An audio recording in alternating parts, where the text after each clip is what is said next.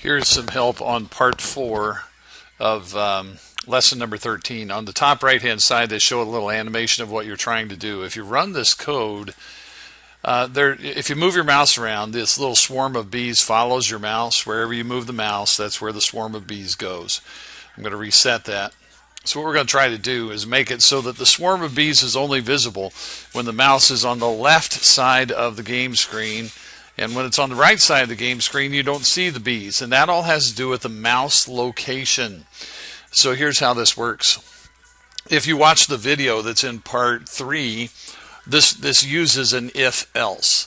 So what we're going to do in the code that's in the workspace here, and I'm going to pull that up a little bit if I can, there we go. In the code that's in the workspace, we're going to drag over an if-else command. And what we're going to be checking here is it's in the world drawer, and it's world.mousex. We're going to, and really, that's a weird phrase, but it's the X location of the mouse. Remember that this whole lesson is about other kinds of input besides keyboard input. So that's the X location of the mouse. All right. So what we want to do is make, if the X location of the mouse, and actually, sorry, I got to pull that out. Really, I'm going to use a math expression here.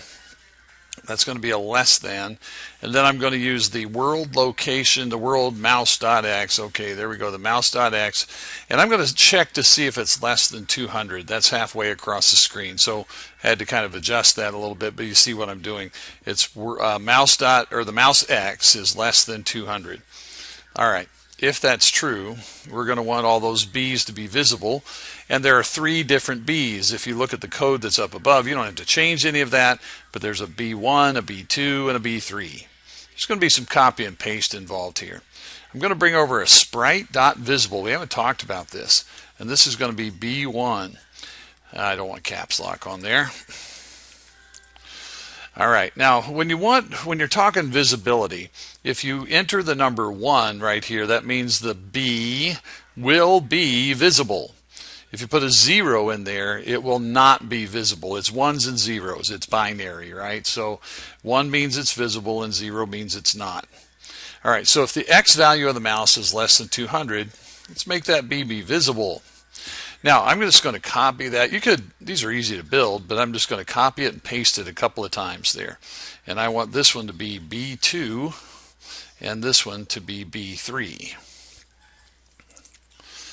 All right. So if the X value of the mouse, the X location of the mouse, is less than 200, let's make all those B's visible. Now, what if it's not? What if this is not true? Well, that's what the else part of it is for down here. So I'm going to take all of these blocks of code. I'm going to copy those. I'm going to go down into the else. Use your cursor, your arrow key. Use your arrow key and get that little black cursor in the right place, and I'm going to paste those in there. However, I don't want the bees to be visible if the X location of the mouse is not less than 200. So in this else condition down here, I'm going to set all these to 0. I'll just click on there and make them 0. Remember that 0 is invisible, 1 is visible. So here's how that's set up. If the X is less than 2000, make it visible. If the X is not less than 2000, then make them invisible. Let's run the code. Notice when I move my mouse over here to I move it on the game screen, I move over to the right, the X value of the mouse becomes greater than 200. I don't see the bees. But if I move my mouse to the left toward the flower, and when I pass the 200 point, all of a sudden the bees become visible. And that's because I'll wiggle my mouse back and forth a little bit here. See that? Over, back, over to the right, back to the left.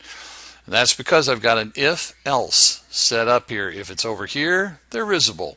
Else, they're not. Visible, not. That is part 4.